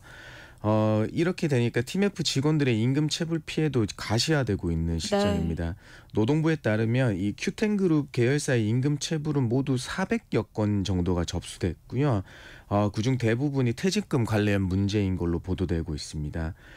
그런데 문제는 이제 팀원과 위메프가 퇴직연금에도 가입되지 않아서 별도 퇴직금 제도가 없어서 이 퇴직자들이 전액을 다 받을 수 있을지는 미지수입니다. 왜냐하면 이렇게 퇴직금을 회사에서 못 받게 되면 우리는 일반 대지급금이라는 제도를 이용해서 최종 3년간의 퇴직금 중에서 1년분이 연령별로 뭐 220만 원 정도에서 330만 원 정도 되니까 최대 990만 원 정도를 수령할 수 있는데요. 이게 뭐 아예 그 일부분 최종 3년분의 최우선 변제금만 해당되는 거니까 그거보다 더 많이 책정되신 분들은 나머지는 못 받으시는 경우들이 네. 많게 됩니다. 더더군다나 이제 입점업체들도 바로 줄도산하고 있는데요. 이 소규모 사업장으로 갈수록 이 퇴직연금 제도에 가입한 비율이 상당히 낮거든요. 그렇기 때문에 이 퇴직연금 도입 목적이 우리가 이제 근로자들의 퇴직금 수급군 확보 목적, 즉 사회에 적립해서 이 퇴직금을 안정적으로 받을 수 있게 한 건데 이런 경우에 어떻게 될지 좀 생각해볼 문제인 것 같습니다. 조금 다른 이야기인데요. 앞서서 얘기해 주셨지만 김문수 고용노동부 장관이 퇴직금을 퇴직연금으로 바꾼다면 임금 체불이 현저히 줄어들 수 있다 이렇게 이야기를 했어요. 실제로 그럴까요? 현장에서 제가 지켜보면 조금 의문이 드는 건 사실이거든요. 물론 뭐 퇴직연금 중에는 DB형 같은 경우는 최소 적립금 기준이 있어서 이걸 적립금 비율 못 채우면 과태료 부과 규정도 있고 DC형 같은 경우에는 지연 이자제가 있긴 한데 아직까지 퇴직자에게만 지연 이자제가 돼 있긴 하거든요. 그렇게 또 보니까 기업들이 우선 퇴직연금에 가입하긴 하지만은 나중에 퇴사 시에 또 정산해서 준다거나 아니면 여윳돈이 생길 때마다 납입하는 경우가 많거든요. 네. 이러다 보니까 기업이 정작 뭐 어려움으로 폐업하고 도산할 경우에는 납입한 금액이 없으니까 그대로 체불로 이어지는 경우가 많은데 장관님께서 하신 말씀이 그대로 유효하려면은 퇴직연금의 납입금이 제대로 들어가고 있는지 감독이 강화돼야 되지 않을까 생각해 봅니다. 오늘 라디오 생존백서 코너에서는 정부가 퇴직연금제도 단계적 의무화를 추진하고 있는 상황에서 우리가 챙겨봐야 할 점은 무엇인지 이야기 나눠볼 예정입니다. 퇴직연금과 관련해서 궁금한 점 있으신 분들 문자 보내주세요. 김효신 노무사가 명쾌한 해법을 제시해드립니다. 참여하실 번호는 샵 9730번이고요. 짧은 문자 50원, 긴 문자는 100원의 정보 이용료 부과됩니다. 콩 게시판을 통해서는 무료로 참여하실 수 있으니까요. 많은 참여 부탁드립니다. 추첨을 통해서 모바일 쿠폰 보내드릴게요. 퇴직연금을 도입하면 회사가 의무적으로 이제 매달 퇴직연금을 납입하는 거예요? 매달은 아니고요. 정해진 이제 납입 기일에 납입하게 돼 있습니다. 이거는 각 제도의 좀 특이점을 말씀드려야 될 텐데요. 네. 확정급여형, DB형이라고 하는 퇴직연금의 경우에는 최소 적립 비율이 100%로 돼 있거든요. 그래서 만약 적립금이 최소 적립금의 95% 미만일 경우에는 재정 안정화 계획서를 노동부에 작성해서 통보하고 부족 비율의 3분의 1 이상을 1년 이내에 해소해야 됩니다. 만약 미해소할 경우에는 1차 위반 시 200만 원, 2차 500만 원, 3차 이상 위반 시 1000만 원의 과태료가 부과가 돼 있고요. 반면에 확정기여형이라고 하는 DC형 퇴직연금의 경우에는 미납 시 지연이자까지 납입해 줘야 되는 겁니다. 그래서 정해진 기일까지 납입하지 않는 경우에는 그 다음 날부터 납입하는 날까지 이자를 부담해야 되는데요. 이 이자율이 재직 근로자 같은 경우에는 납부 완료일까지 연 10%의 연납 이자가 연 10%를 납입해야 되고요. 다만 근로자 퇴직하는 경우에는 퇴직일로부터 14일까지는 10%, 그 이후부터는 20%의 이자율이 산정되게 돼 있습니다. 네. 그래서 재직 중인 근로자들이 아직까지 뭐 부담금의 정기 납부를 지연한다고 해서 별도의 형사처벌을 받거나 하는 사항이 없습니다만 퇴직 근로자에 대해서는 형사처벌의 대상으로 삼고 있습니다. 그러면 회사가 퇴직연금을 언제 납입하는 거예요? 네, 아까 이제 DB형 같은 경우에는 최소 적립 비율을 채워야 된다고 말씀드렸는데요. 네. 이 최소 적립 비율에 대한 판단은 연 단위가 되겠습니다. 그래서 1년에 한 번씩 납입을 해야 되는데요. 이 납입 시기, 그러니까 기업의 부담을 좀 줄이기 위해서 1년 평균 임금의 31분 정도를 매달 납입할 건지 분기 납할 건지 반기 납, 연납할 건지 선택하셔서 해주시면 될 것 같습니다. DC형, 확정기여형 같은 경우에는요. 이것도 매년 1회 이상의 임금 총액의 12분의 1을 납부하게 되는 경우인데요. 이 DB형과 달리 이제 DC형 같은 경우에는 이 근로자가 직접 퇴직연금 부담금을 운용해서 투자 수익을 창출해야 되니까 네. 이 역시도 뭐 정기적인 납입 주기를 규약에 명시하면 그때마다 넣어주시면 되겠습니다. 그런데 아직 퇴직금 제도도 운영되고 있는 거잖아요. 네. 그러니까 퇴직금을 받을지 퇴직연금을 받을지 본인 마음대로 선택할 수 있는 거예요? 그거는 아닙니다. 이 근로자의 과반수의 동의로 가입되게 돼 있는 거거든요. 그래서 이런 뭐 아무런 절차가 없으면 퇴직금 제도가 당연히 적용되는 거고요. 근로자 과반수가 동의해서 뭐 퇴직연금에 가입하게 되면 그 제도를 따라야 됩니다. 그래서 뭐 단일 DC형이나 DB형 도입해서 근로자 과반수가 원하는 걸 그대로 들어갔으면은 네. 그 제도를 단일 제도를 따라야 되는 거고요. 만약에 두 개의 제도, 그러니까 퇴직금이나 뭐 퇴직연금, 뭐 퇴직연금 중에서 DB나 DC 별도로 이렇게 병행해서 운영하는 경우가 있는데요. 그때는 선택권 부여 등에 대해서는 퇴직연금 규약으로 정하도록 안내하고 있습니다. 그래서 규약에 신규 입사자나 이런 입사자도 동일 제도를 도입한다는 내용을 규약에 규정해 두는 게 바람직할 겁니다. 그럼 만약에 노무사님이 네. 확정급여형, 그러니까 DB, 그다음 확정기여형 DC를 병행하고 있는 회사에 입사한 신입사원이라고 가정을 해보고요. 네. 퇴직연금 제도에 가입을 한다면 어떤 걸 선택하시겠어요? 이건 뭐 일단은 첫 번째는 본인의 성향이 제일 중요하고요. 그다음에 이제 기업의 여건에 따라 선택하면 될 건데 이 말씀을 드리는 게 네. 두 제도가 약간 특이하게 다르기 때문입니다. DB형 같은 경우에는요. 확정급여형, 그러니까 근로자가 퇴직 시 받을 퇴직급여가 사전에 정해져 있는 거예요. 네. 왜냐하면 퇴직 시에 근무기간과 평균임금에 의해서 퇴직급여 수준이 정해져 결정되는 제도거든요. 그래서 뭐 근로자가 퇴직 전까지는 기업이 DB형 적립금 운영하고 운영 성과도 기업에 기속되니까 근로자 본인한테는 전혀 뭐 운영 성과는 영향을 받지 않게 됩니다. 근데 반면에 DC형 같은 경우에는요. 매년 임금 총액의 12분의 1을 퇴직급여 계좌에 납입해서 그 개인이 적립금을 운용하고 그 운영 수익금을 본인이 획득하는 규정이거든요. 네. 그래서 이 본인 성향이 투자가 좋으시다. 그러면은 DC형이 맞을 거고요. 좀 안정적이다. 그러면은 DB형이 맞으실 겁니다. 네. 노무사님이 방금 전에 성향과 기업 여건을 살펴보라고 하셨잖아요. 성향은 이제 알겠는데 기업 여건이라는 거는 뭘 말하는 거예요? 사실 이제 기업 여건 같은 경우에는 승진 기회가 많아서 임금 상승률이 높고 장기 근속이 가능한 경우, 그다음에 투자에 자신이 없거나 안정성 중요하게 생각하는 분이라면 이제 DB형이 맞는 거죠. 근데 반면에 이제 승진 기회는 없고 임금 상승률도 낮고 고용이 불안정해서 장기 근속이 어려운 경우에는 투자에 자신이 있다 그러면 이 투자 수익을 통해서 운영 수익을 올려서 하시는 분이 선호하는 경우는 DC형, 확정 기여형이 되겠습니다. 실제로는 뭐가 더 인기가 많나요? 이게 이제 이 나라 지표라는데 제가 들어가서 이제 보니까요. 퇴직연금 도입 현황의 2022년 기준에 연금 도입 사업장이 43만 6천 군데 정도 되고요. 이 중에 DB형이 8만 9천 건, DC형이 28만 9천 건에서 약 66% 정도로 압도적으로 보거든요. 확정 기여형이요. 네. 그러니까 DC형 도입률이 네. 높다는 말씀이신 네. 거잖아요. 네. 왜 그런 걸까요? 사실 요게 이제 DC형이 매년 임금 총액의 12분의 1만 납입하면 되다 보니까 퇴직금 중간 정산과 비슷한 효과를 내요. 왜냐하면 임금은 매년마다 오르게 돼 있잖아요. 그러니까 매년에 임금의 12분의 1만 넣어주면 의무 납입이 되는 거니까 그 효과도 있고요. 그다음에 DB형 같은 경우에는 아까 말씀드렸다시피 퇴직금 제도하고 동일합니다. 매년 납입해 오고 있다가도 나중에 가장 그 최종 3개월분의 임금 가지고 계산한 평균 임금 가지고 계산한 퇴직급여를 나가야 되는 거기 때문에 별반 다를 게 없거든요. 퇴직금 제도와. 그래서 또 뭐 근로자 입장에서는 DC형의 경우에는 본인들이 직접 투자하고 운영 수익을 획득할 수 있다는 게 또 장점이 있기 때문에 그런 것 같습니다. 그러니까 DC형의 경우는 근로자들이 직접 투자를 할 수 있다는 거잖아요. 네. 근데 실제로 그런 사례가 많은가요? 제 주변에는 좀 없어서요. 맞습니다. 사실 이제 DC형도 가입하게 되는 계기가 대부분이 뭐 회사에서 DC형 한다고 하니까 나와서 서명하고 가입하시는 수준이거든요. 네. 그래서 이제 은행에 적립되니까 안정적이다라는 생각을 많이 하세요.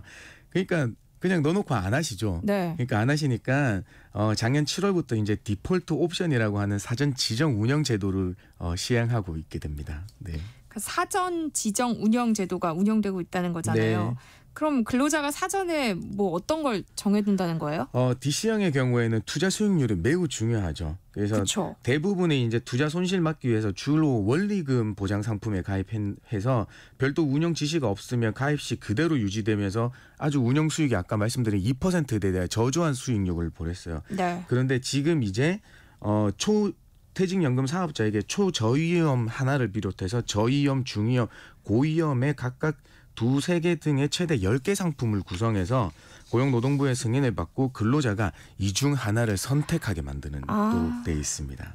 그러니까 근로자가 따로 뭐 하나하나 찾아서 투자를 하는 게 아니라 그러니까 자신의 성향과 비슷한 포트폴리오를 선택하면 된다는 거잖아요. 네, 맞습니다. 그래서 가입자가 운영 지시 없이 4주가 지나면 사전 지정된 운영 방법이 적용되는 걸 통지받게 되고 이후에도 별도의 통지가 없으면 2주 후에 디폴트 옵션이 적용되는 거거든요. 그래서 초저위험의 경우에는 변동성이 낮은 대신에 뭐 큰 수익을 기대하기 어렵겠죠. 대신에 고위험 선택하셨으면 높은 수익을 올리는 대신에 변동성이 크다는 뭐 이런 장단점이 있기 때문에 가입자 투자 성향에 따라서 잘 선택해 놓으시면 되겠습니다. 그런데 DC형 퇴직연금은 뭐 회사가 납입하는 것과 별개로 근로자가 또 추가 입금도 할 수 있다면서요? 네, 맞습니다. DC형 같은 경우는 근로자가 이 운영 수익을 올리기 위해서 뭐 투자를 하실 수 있으니까요. 네. 이 추가 납입액을 허용하고 있어요. 이 추가 납입분은 연간 900만 원까지 되고요. 12%의 세액공제 혜택을 받을 수 있습니다. 다만 총 급여액이 5,500만 원 이하인 경우에는 15%의 세액공제까지 올라가게 되고 대신에 이게 DC형도 있고 이분의 IRP 계좌도 있고 뭐 연금저축 다른 것도 있으실 텐데요. 네. 이 합산한 추가 납입 한도는 전 금융사 통합해서 1,800만 원이 됩니다. 그러면 DC형 퇴직연금에 가입하기 전에 근무했던 부분에 대해서는 어떻게 되는 거예요? 물론 이걸 규약에 정한다고 하면 과거 근로기간도 포함하여 할 수도 있는데요. 결정적인 거는 그러면 납입금의 계산이 매년 네. 임금 총액의 12분의 1만 넣어주면 되느냐 이렇게 물어보실 수 있는데 그거는 아니고요. 네. 과거 근로기간의 가입 기간에 포함하기로 해는 결정한 시점부터 1년간의 임금 총액을 기준으로 산정하지만 그게 1년에 대여 평균 임금 31분의 이상이 보장돼야 되는 거거든요. 그러니까 이전의 거는 우리 퇴직금 제도에 대한 계산으로 해서 그거보다 이상이 돼야 된다. 라는 말씀드립니다.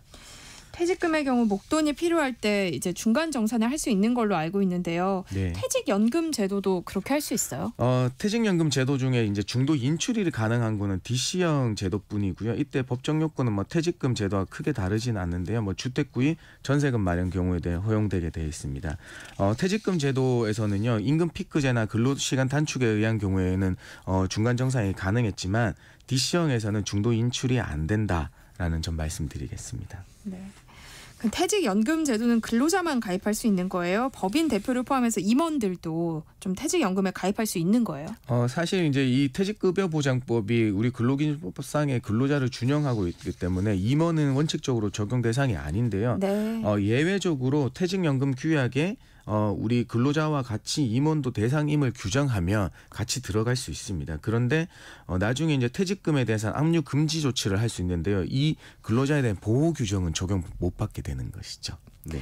끝으로 퇴직급여 계산 시에 주의할 점이 있다면 어떤 게 있을까요? 사실 이제 지금은 많이 없어졌지만 기본금만 산정해 주시는 데가 있어요.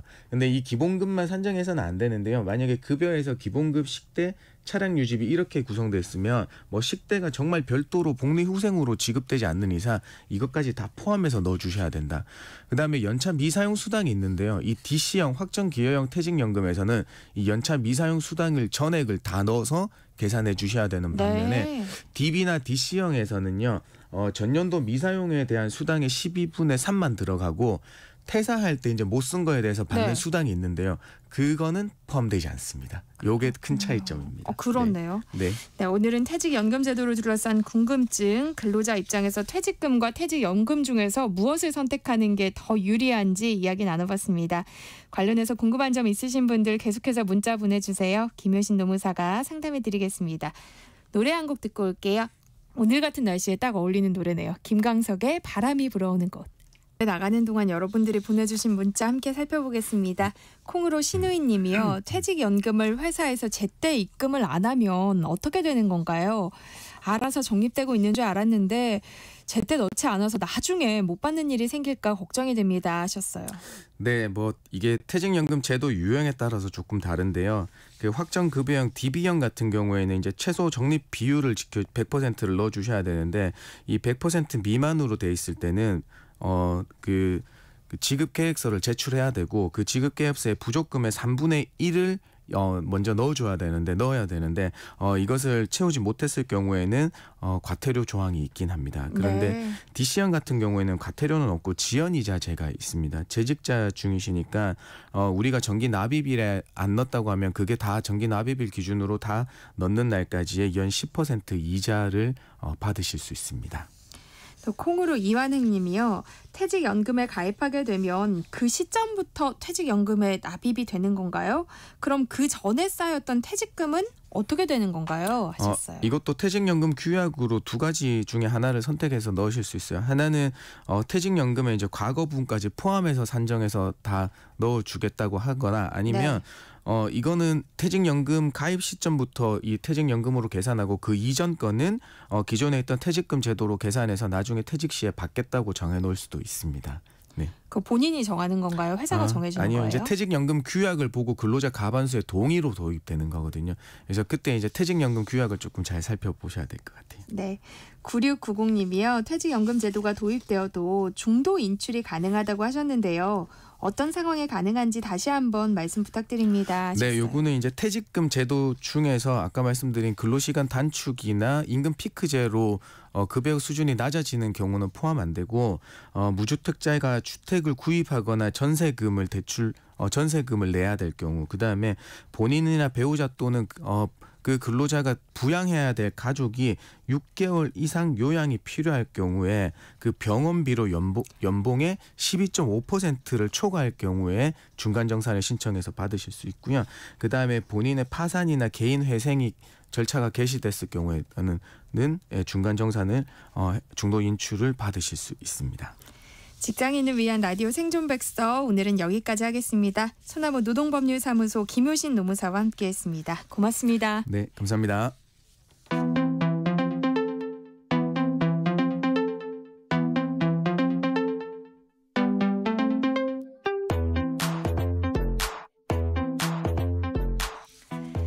매주 수요일 세모정 담당 PD가 직접 체험한 세상의 모든 트렌드를 알려드립니다. 강소연 PD와 함께합니다. 어서 오세요. 안녕하세요.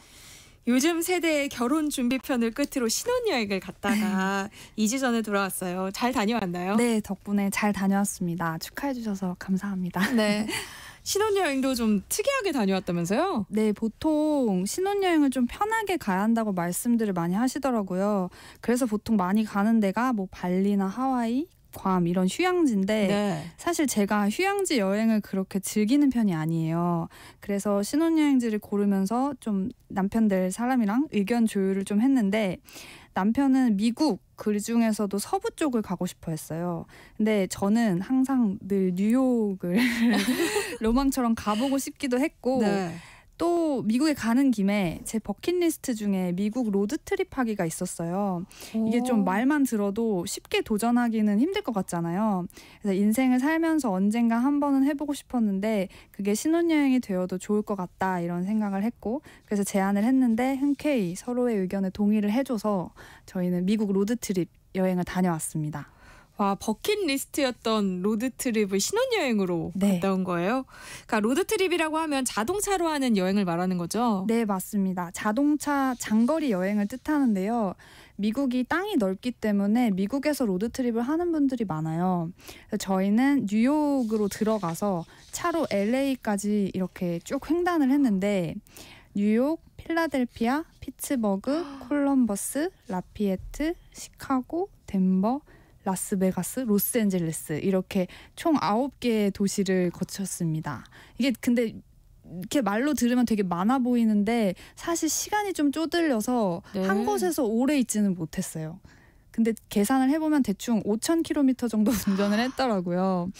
처음에 이제 계획했던 건 들어가는 도시인 뉴욕이랑 나오는 도시인 LA에서 한 3일 정도 보내고 나머지 도시에서는 한 1박 정도 하자 이렇게 생각을 했었는데 그렇게 하면 이제 대충 하루에 6시간에서 7시간 정도 운전하면 되겠다. 이 정도면 할 수 있지 않냐. 이렇게 러프하게 계획을 짰었어요.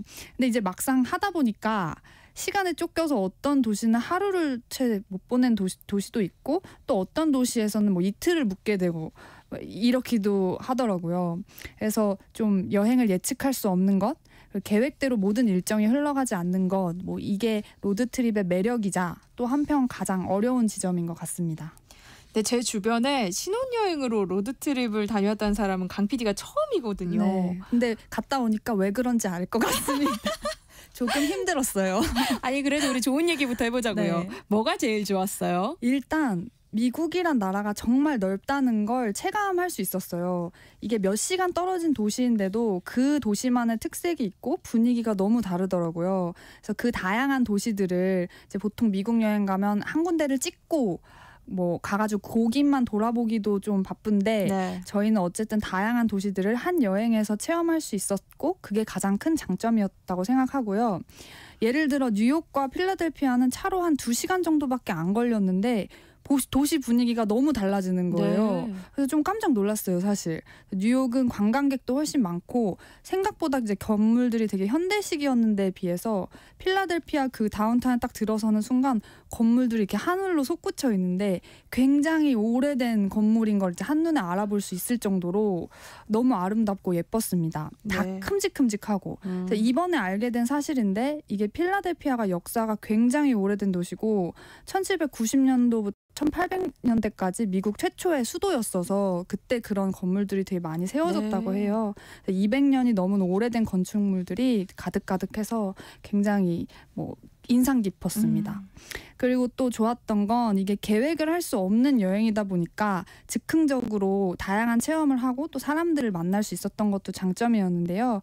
여행지에서 이제 돌아다니면서 거기 거주하는 이제 친구들이나 사람들을 만나고 또 그들이 저희를 재워주기도 하고 관광도 시켜주면서 저희 둘이서 갔으면 못 가봤을 만한 그런 뭐 오래된 숲속이나 막 네. 현지인들이 가는 로컬 식당 같은 곳을 많이 갈 수 있었어요. 그래서 저희 허니문인데 로드트립으로 한다 하니까 다들 축하를 많이 해주면서 또 놀라기도 했습니다. 그리고 가장 좋았던 건 사실 그 차로 이동하면서 주변 경관을 볼 수 있었던 건데요. 그 사실 그랜드 캐년은 비용상으로도 너무 그 투어가 비싸고 시간적으로도 저희가 어려워서 가진 못했는데 그 콜로라도 근처를 지나면서 그냥 차를 타고 가는데 옆으로 엄청난 캐년들이 막 지나가는 거예요. 뭐 가끔은 또 돌산이 나오기도 하고 또 사막이 나오기도 하고 또 영화에서만 보던 그 선인장이 막 줄 서 있는 모습도 막 보고 하면서 그 캐년 투어를 굉장히 가성비로 할 수 있었다. 이제 거의 뭐 외계 행성에 와 있는 느낌이 들어서 그런 체험들이 아무래도 가장 기억에 남습니다. 이런 질문 많이 받았을 것 같은데요. 가본 곳 가운데서 어느 도시가 제일 좋았어요? 아, 맞아요. 저희 여행하면서 현지에서 만나는 분들도 계속 물어보더라고요. 그래서 저는 사실 뉴욕에 좀 환상이 있었어갖고 네. 로망이 있어서 뉴욕도 물론 좋기는 했는데 물론 이렇게 영화 속에서 막 보던 장면들이 나오니까 근데 일단 관광객이 너무 많고 모든 게 다 비싸요. 네. 그래서 그런 점이 조금 아쉬웠습니다. 그 브루클린 브릿지를 이제 보려고 주차를 하러 갔는데 한 1시간, 2시간 주차하는데 막 5만 원 이렇게 달라고 하는 거예요. 그래서 네. 한번 다퉜습니다. 왜냐면 저는 그래도 여기까지 왔으니까 꼭 보고 싶은데 네. 주차를 하려면 5만 원이니까 이걸 꼭 이렇게 봐야 되냐. 그냥 아이 그래도 봐야죠. 내리지 않고 그냥 다리를 건너면서 간이로 보면 안 되냐 이런 제안을 했는데 제가 그 제안을 받아들이지 못해서 잠시 다퉜지만 화해를 했고요. 네. 그리고 또 미술관 입장료 같은 것들도 지금 한 $30씩 기본으로 하는데 지금 환율이 좀 세가지고 네. 그런 것들이 조금 부담이 됐었어요. 밥 한 끼 사 먹는다 해도 배부르게 먹으면 한 4, 5만 원 이렇게 넘게 나오고 그래도 뉴욕에서 이제 브루클린 쪽이 좋았고 가장 좋았던 도시를 꼽으면 시카고를 이제 저희 둘 다 꼽았었는데요. 네. 그러니까 마치 제2의 뉴욕 같이 엄청 크고 건물들도 막 다 높이 솟아 있고 되게 좋더라고요. 그래서 그 유명한 그 더 빈이라는 이름으로 더 유명한 그 시카고의 명물 같은 그런 설치물도 봤는데 그것도 되게 신기했고 또 그 시카고에서 또 좋았던 게 그 친구 집에서 묵을 수 있어서 외곽 여행을 좀 하면서 여기 이렇게 도시는 약간 이런데 조금만 벗어나면 또 막 숲 숲이 있구나. 그래서 그런 경험도 되게 좋았습니다. 여행 다니면서 사람들이 뭐 어디가 제일 좋았냐 이런 거 물어봤을 때 의외로 시카고가 좋았다 이렇게 얘기하니까 거의 대부분 사람들이 나도 시카고 너무 좋아한다. 거기 되게 좋지. 네. 이렇게 말한 걸로 봐서 미국 사람들한테도 시카고가 되게 좋은 도시로 알려져 있는 것 같았어요. 그리고 또 재밌었던 에피소드가 그 도착해서 차로 한 바퀴 이렇게 도는데 파도가 치는 해변이 있는 거예요. 그래서 바다가 있구나. 근데 바다가 되게 깨끗하고 비린내가 하나도 안 난다 이랬는데 바다가 아니었어요. 그 유명한 미시간호였던 거예요. 그게 이제 뭐 캐나다에 걸쳐 있는 엄청 거대한 호수인데 세계 5대5에 속하는 호수고 또 그 호수의 크기가 한반도의 크기랑 비슷해서 진짜 파도가 칠 정도로 바다랑 뭐 비슷하다고 합니다. 그래서 저는 개인적으로는 시카고가 가장 인상적이었는데 기대를 많이 안 해서 그런 것 같기도 해요. 그러면 반대로 기대보다 좀 실망이 컸던 도시도 있어요? 저는 예상외로 라스베가스가 제 그래요? 취향과 별로 맞지 않았습니다. 그러니까 일단 너무 비쌌고 관광객이 너무 많았고 그냥 카지노를 좋아하는 사람들이면 가도 더 재미있게 놀 수 있을 텐데 제가 그런 걸 잘 못하고 몰라서 그리고 그래도 일단 하루 정도밖에 묵질 못해서 이렇게 막 많이 돌아보지는 못했어요. 화려한 건 정말 이 여행 중에서 제일 끝판왕이기는 한데 인상 깊게 들어온 건 별로 없었고 하나 되게 재미있게 봤던 건 그 최근에 생긴 스피어라는 거대한 공연장이 있어요. 그 작년 9월에 개관을 했는데 메디슨 스퀘어 가든 컴퍼니가 세운 세계 최대 규모의 돔 공연장이에요. 이게 아파트 한 40층 정도 높이가 되는데 이렇게 둥그렇게 생겼고 제작하는 데만 약 3조 1,600억이 들어서 그 개관 전부터 화제를 굉장히 많이 모았습니다. 이게 외부랑 내부 가 다 LED 전구로 뒤덮여져 있는데 한 120만 개 정도로 뒤덮여져 있다고 하고요. 여기 오픈 기념 공연으로 U2가 공연을 했었는데 이때 그 내부 그 LED 화려한 연출로 엄청난 화제가 됐어요. 이게 공연이 없을 때 가면 하루에 한 몇 차례씩 지구에서 온 엽서라는 자연 다큐멘터리를 한다고 하는데 이게 뭐 대략 한 10만 원 언저리에서 볼 수 있다고 하더라고요. 저희는 보진 않았는데 비슷한 시기에 라스베가스를 신혼여행 간 동기가 있어서 물어봤더니 솔직히 조금 돈이 아까웠다. 그 정도는 아니었다. 10만 원을 태울 정도의 값어치는 못했다. 그치만 그냥 경험을 뭐 하는데 나쁘진 않다 이렇게 얘기를 하더라고요. 그래서 근데 또 하나 기억에 남는 건 저희가 뭐 호텔 숙박을 그렇게 많이 하진 않았거든요. 워낙 또 비싸가지고. 근데 거기가 카지노의 도시다 보니까 숙박비가 다른 도시들에 비해서는 조금 저렴했다. 맞아요. 그래서 저희도 거기서는 이제 호텔에 묵었다. 이런 장점은 있었습니다. 신혼여행으로 로드트립을 하고 온 건데 아까 힘들었다고 했잖아요. 네. 뭐가 제일 힘들었어요? 일단 차에서 오랜 시간을 보내야 되는데 미국이 정말 넓으니까 이게 외진 지역이나 도로 한복판에서 인터넷이 잘 안 되더라고요. 그래서 뭐 미리 다운받아가 노래를 듣거나 뭐 그랬어야 했고 아니면 진짜 라디오가 왜 미국에서 잘 되는지 알 수 있었던 게 어딜 가나 라디오를 틀면 노래가 이제 선명하게 나오니까 그래서 그런 것 같다라고 생각을 했고 또 이제 차에서 저희가 숙박을 해야 되는 경우가 한 2번 정도 있었는데 차에서 자니까 좀 피로가 잘 안 풀려서 중간에 한번 몸살을 앓기도 했거든요. 그래서 그런 뭐 좀 큰 차였으면 더 좋았겠다라는 이제 생각도 했습니다. 그리고 또 예상치 못한 상황들이 발생했을 때 그게 조금 스트레스로 왔었는데 이게 정확히 계획을 할 수가 없다 보니까 숙소를 잡을 때 한 2번 정도 문제가 생겼어요. 에어비앤비로 한번 숙소를 예약을 했는데 이게 너무 급하게 예약을 해서 그런지 가보니까 청소가 하나도 안 돼 있는 거예요. 도저히 잘 수가 없는 상태여서 그 에어비앤비 본사에 항의 전화를 했는데 이게 늦은 시간이라 그 집주인이랑 소통이 안 됐고 그래서 너무 막 12시가 넘은 시간이라 급한 대로 호텔에 가서 숙박을 했는데 나중에 그 금액을 이제 환불을 해주기는 했습니다. 근데 돈으로 들어온 건 아니고 에어비앤비 바우처로 환불을 받을 수 있었어요. 그리고 또 한 번 아찔했던 경험은 이게 저희가 차로 거의 매일 장거리를 이동을 하니까 내리막길 되게 가파른 내리막길 한번 가는데 브레이크가 덜덜덜거리는 그래서 그때 그리고 고속도로니까 다들 엄청 빠르게 속도를 내잖아요. 그래서 정말 무서웠다. 하지만 그 이후로는 문제가 없어서 다행이었다. 네, 그런 기억들이 있습니다. 안전하게 잘 돌아와서 다행이네요. 감사합니다. 4269님이요. 고등학교 때 미국 로드트립 이야기가 담긴 에세이를 읽으면서 그저 동경했는데 강 PD의 생생한 후기를 들으니까 다시 버킷리스트에 넣어야 하나 싶네요. 라고 보내주셨어요. 한 번쯤은 정말 괜찮은 것 같아요. 네, 자동차 여행을 하다 보면 아무래도 휴게소를 자주 들르게 되잖아요. 미국 휴게소는 어떤 모습이에요? 우리랑 좀 달라요? 조금 다른데 보통 트럭 스탑이라고 쓰여져 있더라고요. 트럭들이 많이 멈춰서 그런지 우리나라처럼 막 다양하고 막 다양한 가게들과 음식점들이 모여 있는 그런 휴게소는 아니고 주유소 큰 거 하나랑 옆에 큰 마트 하나가 붙어 있는 그 안에 뭐 살짝 뭐 다른 종류의 음식들을 파는 가게가 붙어 있는 경우가 있지만 보통 주유소 하나, 마트 하나 이렇게 돼 있는 경우가 대부분이었습니다. 그리고 근데 우리나라에 비하면 출구마다 굉장히 자주 있는 느낌이었고 또 우리나라랑 비슷한 건 저는 사실 미국이라 뭐 들어갈 때마다 화장실 비용을 내야 되지 않을까 이런 걱정도 했었는데 되게 쾌적한 화장실인데 공짜로 이용을 다 할 수 있더라고요. 어떤 곳에서는 샤워실도 있는 거를 제가 봤어요. 네. 그래서 그런 거는 좀 특색이었던 것 같고 이게 휴게소마다 다르기는 한데 그 우리나라랑 조금 다른 점을 얘기를 해보자면 정말 없는 게 없을 정도로 정말 이상한 것도 많고 이걸 왜 여기서 팔지 하는 것도 많고 되게 다양한 걸 많이 팝니다. 예를 들면 옷 같은 것도 팔고요. 휴게소에서 입을 수 있는 옷. 네. 뭐 안전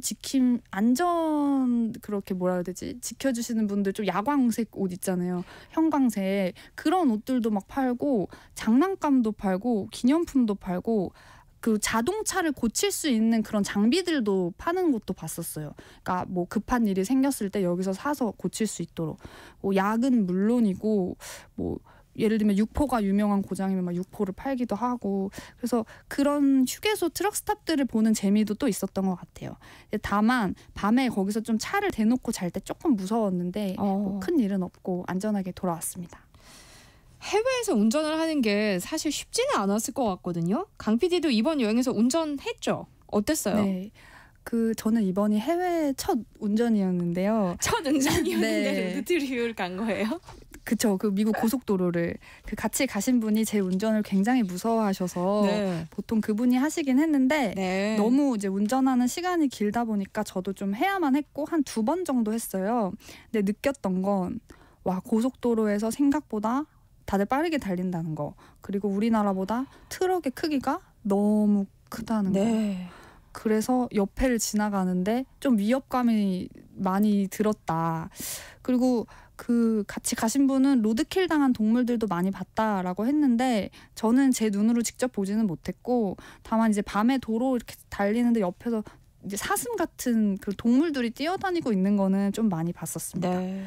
또 미국은 장거리 운전을 하는 경우가 많아서 그 같은 속도 쭉 유지하게 하는 크루즈 모드 가 있는 차가 옛날 차도 그런 게 다 탑재되어 있다고 하더라고요.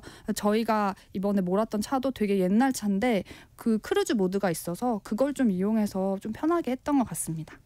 안 그래도 7442님이 부럽네요. 차는 어떤 거 이용하셨나요? 저도 나중에 해보고 싶어서요. 이렇게 보내셨거든요. 저희는 그 포드 포커스라고 한 10년 정도 된 차인가? 그거를 이용했는데 그냥 세단이었고 그냥 싸서 그거를 했는데 나쁘진 않았습니다. 그러니까 미국으로 로드트립을 간다고 했을 때 제가 가장 걱정했던 게 사실 요즘 환율이 안 좋아서 비용이 좀 걱정됐었거든요. 네. 얼마 정도 들었어요? 그러니까 저희가 총 계산을 무서워서 해보진 않았는데 그래도 저희는 대략적으로 봤을 때 좀 아끼려는 편이었어서 미국으로 다녀온 거 치고는 싸게 갔다 온 것 같아요. 근데 가장 많이 드는 비용이 일단 숙박비 그리고 식비, 기름값 그리고 관광 비용 이렇게 됐었는데 그 숙박비 같은 경우에는 호텔을 묵으려면 돈이 갑자기 너무 되게 비싸져요. 뉴욕에서는 막 40만 원, 50만 원 이렇게 해서 저희는 그냥 에어비앤비로 잤고 그렇게 찾다 보면 뭐 그런 중심가는 아니지만 근처에 뭐 퀸즈나 이런 데 보면 한 10만 원 중반대 아니면 후반대로 이제 예약을 할 수 있는 곳이 꽤 있어요. 그래서 저희는 20만 원은 절대 넘지 않았고 그리고 식비 같은 경우가 사실 훨씬 더 부담이었는데 이게 팁이 있잖아요, 미국은. 근데 이게 지금 미국 현지에서도 얘기가 나온다고 하더라고요. 그러니까 하도 이제 사람들이 서빙을 안 하는데도 불구하고 이렇게 뭐 팁을 몇 % 줘야 된다 이런 뭐 인식들이 있어서 저 같은 경우는 이렇게 뭐 특별히 서비스를 받는다거나 아니면은 뭐 서빙을 해주는 경우가 아니면 팁을 주지는 않았습니다. 근데 웬만큼 좀 괜찮은 퀄리티의 햄버거를 배부르게 두 사람이 먹어도 한 4만 원 이상은 나와서 그게 좀 많이 부담이었고, 반면에 기름값은 굉장히 싸서 가기 전에는 사실 기름값을 굉장히 걱정했었는데 뭐 그 포드 포커스 최대로 채웠을 때 조금씩 달랐지만 한 4만 원 넘지 않는, 한 4만 원이면 가득 채우는, 약간 뭐 그런 걸로 돈을 좀 아낄 수 있었던 것 같아요. 네, 로드트립이 버킷리스트인 분들에게 네. 조언을 해준다면 짧게 어떤 이야기 해주고 싶어요? 일단 시간을 넉넉하게 잡으시면 좋고요. 저희도 추석 끼고 여유 있게 갔다 생각했는데도 이제 한 도시를 제대로 구경을 못했어요. 그래서 뭐 한 달 아니면 2달 정도 여유 있게 가실 수 있는 분께 정말 추천을 드리고, 음악 같은 거는 미리 다 저장을 해가야 심심하지 않을 수 있고, 또 저한테는 그런 일이 일어나지는 않았지만 요즘 자동차 창문 같은 거 깨고 이렇게 뭐 훔쳐가는 경우가 많다고 해서 보이는 곳에 귀중품 두지 않는 것도 중요할 것 같습니다. 네, 오늘은 강 PD와 요즘 세대의 신혼여행 미국 로드트립 이야기 나눠봤습니다. 고맙습니다. 감사합니다.